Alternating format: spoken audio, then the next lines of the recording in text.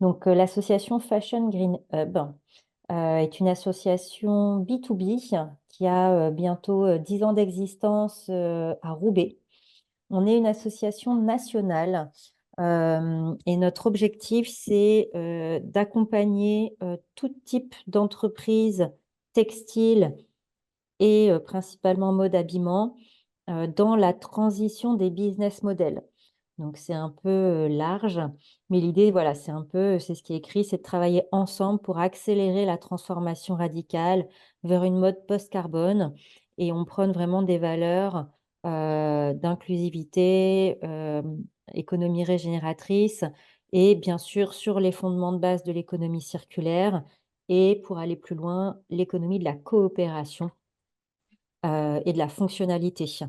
Donc, tu peux passer sur la deuxième slide, s'il te plaît. Donc, pour parler de cette économie de la fonctionnalité, on a un tiers-lieu à Roubaix.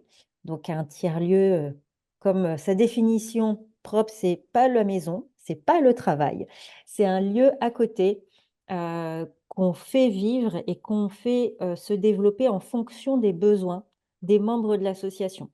Donc ça peut paraître un peu fourre-tout, mais au sein de ce tiers-lieu, donc il y a les bureaux de notre équipe, il y a également, tout ce qu'il faut pour, accompagner, les plus petits de nos membres jusqu'aux plus gros, dans cette approche de la transition, écologique et de la transformation des business models. Pareil, tu peux passer le slide d'après. Donc pour ce faire, on a plusieurs activités. Alors, je vais peut-être revenir un petit peu en arrière. Quand je dis qu'on est une association nationale, on est 600 membres en France. On a 160 membres en région Hauts-de-France, qui sont répartis à peu près, je dirais 60 de ce qu'on appelle des, petites entreprises, des créateurs, des porteurs de projets. On a à peu près 20 de grosses entreprises, donc tout ce qui va être centrale d'achat de la région, voilà, qui sont adhérentes de l'association. Et après, on est en partenariat avec 16 écoles de la région et tout ce qui va être, des consultants, des experts, des enseignants-chercheurs, qui vont venir amener, de la théorie aussi dans tout ce qu'on approche. Donc on a vraiment un écosystème très, varié, très complémentaire et très dynamique. Donc au sein de notre tiers-lieu, on, développe la première solution qui est, les groupes de travail interentreprises. Donc pendant 1 an, on va, réunir des entreprises pour travailler sur des thématiques autour de, cette transition et surtout de cette approche du serviciel. Donc vraiment l'idée pour nos metteurs en marché, nos distributeurs, c'est de dire: «J'arrête de vendre du produit neuf ou en tout cas je le vends autrement et de toute manière, dans le métier de la mode, on a une vraie baisse de la consommation. Donc ça force ces entreprises à se transformer vers des propositions de services, qui sont, pour le plus commun, la seconde main. Et on commence à voir, du coup, les services de réparation et donc on en parlera juste après. Donc ça, on anime, ce collectif et on va jusqu'à la proposition de POC, donc de tests, dans certains cas, pour amener à la preuve par A plus B, des conclusions qui sont amenées par le groupe de travail. Et donc je vous parlerai, juste après également de notre groupe réparation qui finit en septembre. Ensuite, dans nos actions, on partage beaucoup de choses. Donc, on a des événements qui tournent tout au long de l'année, notamment on a créé le premier forum national de la mode circulaire qui s'appelle les Fashion Green Days. Pendant ce salon, on traite pendant 2 jours d'une thématique spécifique et on fait se rencontrer, les experts théoriciens, les entreprises qui sont prêts à partager leur retour d'expérience et leurs tests et des startups justement qui arrivent à mettre en place des choses parce qu'ils n'ont pas d'historique et qui ne sont pas pris dans un business, un peu routinier et cetera et qui du coup peuvent pousser les lignes de, la manière dont on voit les process actuels. Nos prochains Fashion Green Day seront en début décembre de cette année à Roubaix et on traitera, ce qui est en train de se passer en ce moment, pour les entreprises, hein, de textile, c'est-à-dire la crise réelle là qu'on vit depuis, l'après-covid. Le fameux Made in France qu'on a cru possible, tout de suite après le covid, qui est en fait en train de s'écrouler réellement et donc on va parler, des enjeux sur le territoire. Quelle est la place du made in France, hem, dans cette filière de mode et habillement? Et justement, quelle est la place du serviciel? Puisque quand on parle de recyclage ou de réparation, tout l'intérêt, c'est que ça se fasse en local, près des consommateurs, et donc c'est là où il y a il y a un intérêt à trouver sa place. Ensuite, on est, organisme de formation, certifié Qualiopi, et on a un catalogue d'une trentaine de formations sur la transformation des métiers. Parce que quand on dit transition, il faut bien accompagner ça d'un point de vue opérationnel. Donc on voilà, comment on fait du sourcing, responsable, comment on engage ses fournisseurs, qu'est-ce que vraiment la RSE dans cette filière de la mode, et cetera. Et on a développé tout un pan de formation dite inclusive pour les personnes éloignées de l'emploi, et on forme ces personnes à la couture upcycling. Donc c'est comment transformer un produit existant, en autre chose, et comment le bonifier. Donc vraiment comment je retarde, sa, mise en déchet, réellement. Et donc ça, c'est des compétences, qui manquent sur le territoire. Les ateliers de confection sont demandeurs de ce genre de savoir-faire, et donc nous, ça fait 2 ans qu'on met en place cette formation, et on est en ce moment en cours d'écriture d'une formation justement sur la réparation, et également d'une formation sur la vente, mode durable, donc comment, j'approche le client avec ces thématiques. On a ensuite mis en place un bureau de sourcing de matières, circulaires, donc c'est des stocks dormants d'acteurs de la région. Donc on est allé chercher des fournisseurs, des marques, des entrepôts, des laboratoires, tous ces lieux qui ont des stocks matières dans des quantités plus ou moins importantes et qui ne savent pas quoi en faire. Et donc nous, on centralise, cette proposition de valeur, et on les met en avant pour les vendre au sein de notre réseau. Ça marche plutôt, très bien. Ça fait pareil 2 ans qu'on a mis ça en place, et on fait des ventes régulières, sur ces matières. Ça permet de ne pas, d'avoir de minimum de quantité d'achat. Donc c'est très avantageux pour les petites marques qui se lancent et qui n'ont pas toujours les moyens d'acheter, 10, 20, 30 rouleaux. Là, on voilà, vraiment si les personnes veulent 2 mètres, elles achètent 2 mètres. Ensuite, on a un Fab Lab pour produire, en petite quantité et produire vraiment, à la demande. Donc on a une fab manageuse avec, différentes techniques, d'impression sur produits finis et sur tissu. On a également de la broderie, et on a bien sûr des machines à coudre, et donc en fonction du besoin et des attentes, on développe, soit on fait du développement produit, du prototypage, soit on fait de la personnalisation produit, toujours dans cet objectif de d'allonger la durée de vie et de le rendre plus désirable au moment où on en a besoin. Et ensuite, on va jusqu'à la vente, jusqu'à l'accompagnement à la vente, des articles de nos membres, et surtout la mise en avant de ces produits auprès du consommateur. Donc on a des boutiques qui s'appellent les Fashion Green Room. La dernière boutique a été ouverte en début d'année à Auchan-V2. Et donc c'est extrêmement intéressant de voir dans ce contexte, quand on se trouve entre un Promode et un Foot Locker avec un, H&M, au rez-de-chaussée, de voir quand même ces clients, qui sont curieux, qui ont envie de comprendre, et d'avoir cette opportunité de leur expliquer, qu'est-ce que d'après nous, la mode responsable, et pourquoi les prix sont différents sur des produits qui peuvent paraître équivalents. Et on se rend compte que ça marche très, très bien, ou en tout cas en pop-up éphémère, hein, on est sur du 2-3 mois maximum de présence. On a des belles réussites. Et après, bien sûr, on est une association, donc on réunit régulièrement nos membres, en région. On anime, des collectifs spécialisés, donc on a un collectif d'ateliers de l'ESS, par exemple. Demain, on a organisé une journée rien que pour eux, où on les met en lien avec des donneurs d'ordre publics. Donc ça va leur donner l'occasion de présenter leur savoir-faire. C'est pas parce que, on est étiqueté ESS que, on n'a pas des compétences très techniques et très poussées, et donc ça, c'est important de le mettre en avant.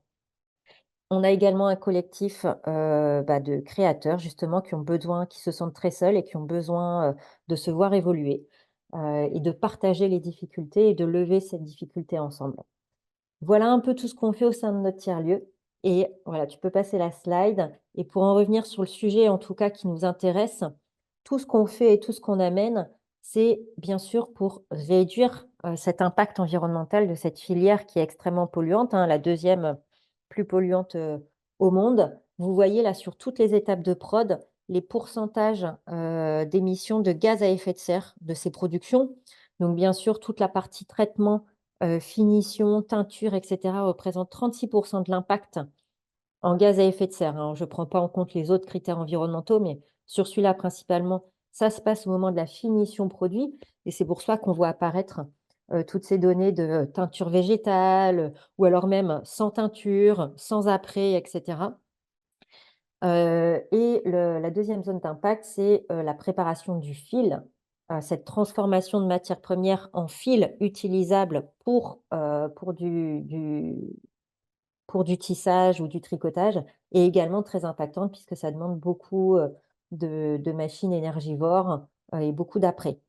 Tout ça pour arriver à une fin de chaîne où on a envie de dire: la fin de vie, ne représente que 0,3 de l'impact des émissions de gaz à effet de serre. Néanmoins, lorsqu'on fait un focus sur ces 0,3 d'impact, ça représente quand même 500 kilos de textiles jetés par minute en France ou 25 tonnes par minute en Europe.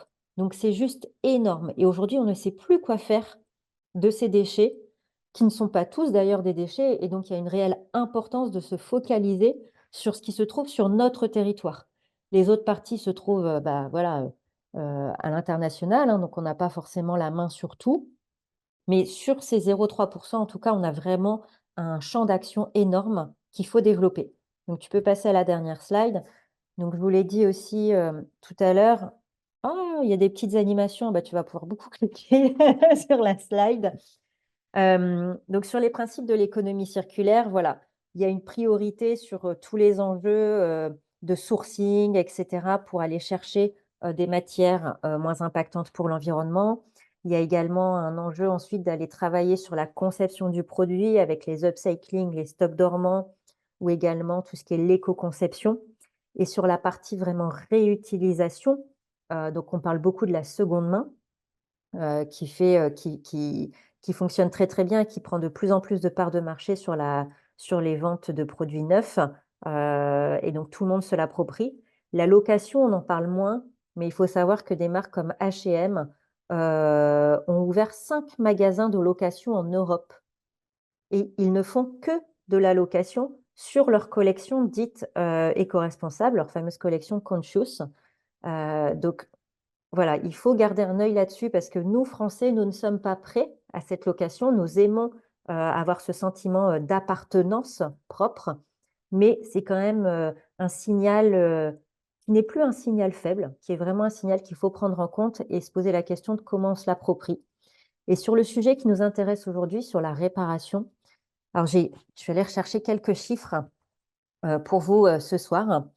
Donc notre éco-organisme, Refashion, a lancé le bonus réparation, il y a un peu plus d'1 an maintenant. Refashion, estime collecter 30 des produits mis sur le marché. Ils ont un objectif d'en atteindre 60 à la fin de leur mandat, et en plus de réduire, la proportion de vêtements, vraiment, encore utilisables à travers le bonus réparation qu'ils ont mis en place. Le bonus réparation est vraiment dédié aux consommateurs. Il n'est pas du tout dédié à l'atelier de réparation ou à l'atelier de confection, et ça, c'est important dans leur process. C'est que, c'est le consommateur direct qui est impacté de ce bonus. Donc Refashion a identifié 14 000 points de réparation en France, qui sont principalement des artisans indépendants. Et quand il y a eu la première étude sur, la mise en place de ce bonus, seulement 15 ont dit être intéressés, sur la mise en place de ce dispositif. Et donc, le premier objectif était de déployer 500 artisans, labellisés, bonus réparation en 2023. Après un peu moins d'1 an de mise en place de ce dispositif, il y a 1 200 points de réparation qui sont labellisés en France, dont 12 de marques. Donc il y a des marques comme Beau Manoir, Tape à l'œil, Zara, il me semble, se sont fait labelliser bonus réparation et proposent leurs services au sein de leur magasin directement pour les clients. et c'est depuis 8 mois, 450 000 opérations de réparation réalisées avec ce bonus. Ce qui est intéressant, c'est les artisans qui sont labellisés, qui disent avoir une hausse d'à peu près 30 de leur trafic depuis qu'ils sont labellisés. Donc on voit vraiment qu'il y a un impact sur ce comportement, usager. En termes de coût produit, ce que ça a amené, c'est que, le bonus moyen distribué, il n'est que de 8 €. Là où Refashion avait estimé que le bonus se situerait entre 6 € et 25 €. On s'était tous dit: «Ce qui va être réparé en premier, ce sont les pièces à forte valeur ajoutée, les gros défauts, les grosses pièces, les manteaux, les sacs et cetera», et en fait, pas du tout. C'est vraiment les pièces du quotidien. Donc on est sur un montant de réparation, de bonus en tout cas, à 8 €, ce qui ramène un coût de réparation moyen de 15 €. Et c'est là où ça devient intéressant, c'est que le prix d'achat moyen d'un vêtement neuf aujourd'hui, il est de 14,50 €. Donc grâce à ce bonus, en fait, ça a rendu la réparation compétitive par rapport à un produit neuf, et donc ça, c'était vraiment le challenge de départ. Donc pour l'instant, tout fonctionne bien. Ce qui est, aussi, intéressant maintenant dans l'avancée, du coup de ce bonus réparation, c'est d'aller voir comment, travailler avec ces marques, en fait, qui ont aussi envie de proposer le business, et donc Refashion lance, à partir, enfin a commencé là sur ce début d'année, avec les 12 marques labellisées, des groupes de travail sur, ben, voilà, réfléchir, comment les marques peuvent, travailler d'un point de vue système informatique sur l'IT, mais également d'un point de vue opérationnel, comment on propose le service en magasin ou en déporté en fait, où ça demande du coup de la logistique et cetera, et surtout comment communiquer là-dessus puisque ça c'est un enjeu fort, c'est que, le consommateur doit maintenant identifier le magasin de la marque comme étant une zone également de service, et ça, on voit qu'on n'y arrive pas encore. En ce qui nous concerne, on vient de finir une expérimentation de 2 mois où on a ouvert un pop-up réparation, à Euralille, en face des caisses de Carrefour, juste aussi pour voir un peu ce comportement consommateur. On avait prévu au début, on s'était dit: «On va mettre, une opératrice de confection en place, et on verra ce que ça donne». En fait, au bout de 3 semaines, on a dû rajouter une opératrice et demie, donc on a fini à 2 et demi, et ça a, enfin voilà, il y a eu beaucoup, beaucoup, beaucoup de demandes, un volume énorme de réparation. Malgré tout, on n'a pas atteint la rentabilité, donc on est en train de faire cette étude-là, de voir un peu, comment on peut rendre ce type de concept rentable, et donc les conclusions se feront en septembre de cette année. Voilà, je vous ai à peu près tout dit, sur ce concept de réparation. Donc la filière textile est, très engagée, très investie, et on voit que ça bouge à toutes les étapes de la chaîne, du cycle de vie, en tout cas du produit.